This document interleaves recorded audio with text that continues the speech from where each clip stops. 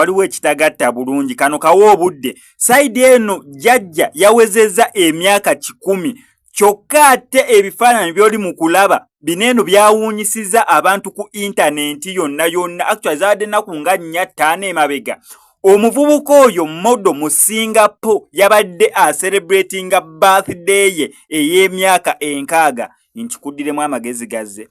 Akatambi kabone mu kulaba kajjajja mu ggwanga erya Uganda yawezezza emyaka 10 naye akankana sikini nga woogiraba ddala kituufu omuntu w'emyaka 10 ffe gwe tumanyi alina faanana nga jjajja bw'afaanana neera nga tumusabira jjajja yeyongera okuwangaala paka naye ng'ebifaananyi by'oli mu kulaba oyo modo mu Singapore ebifaananyi ebyo byasatuletinze ku intaneti abantu ne beewuunya omuvubuka nno muyita na muvubuka naye amazima ga Katonda waneeno mu ggwanga erya Uganda anabbeera jjajja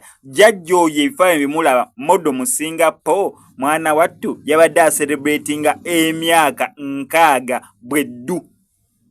emyaka 6 natunuulidde omuvubuka lwaki muyita muvubuka njagala muyita jjajja naye munnange omuntu asanga ku vidiyo eno nga ngamba jjajja yawezezza emyaka 6 amazima oyinza okugamba wa myaka 25 oyinza okugamba wa myaka 25 23 oyinza okugamba muvubuka yakayingira awo emyaka gya 26 kwegamba naye wa myaka 6 celebratinga 60 years waliwo ekintu ekitagatta obabu anti-agent ddala babuyita bati anti-aging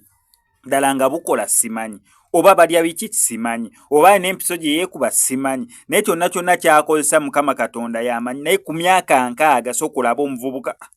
yonnange ekigambo ky'obuvubuka kinnemeddeko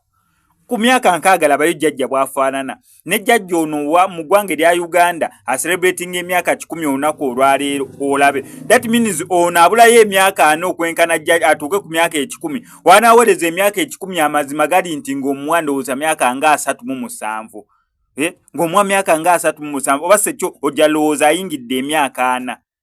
myaka 6 ofaanana bw'otyo oyagala tukola kimukulu wano ku SMX Media tutambula ne Nnaalongo Nabwire eyazze okubeera nga akuwonya abafere abakusomera edduwa ne watabaawo kikituuka mu bulamu bwo yagamba azze okubeera nga asumulula omukisa gwo ng'oyagala genda bweru kukola sente ozikola zikuyita myaganya gya ngalo obufumbo bwagootaanye mukubireko obukubizi kw'enamba y'essimu gy'olaba mu nsonda ebisigadde obimulekere.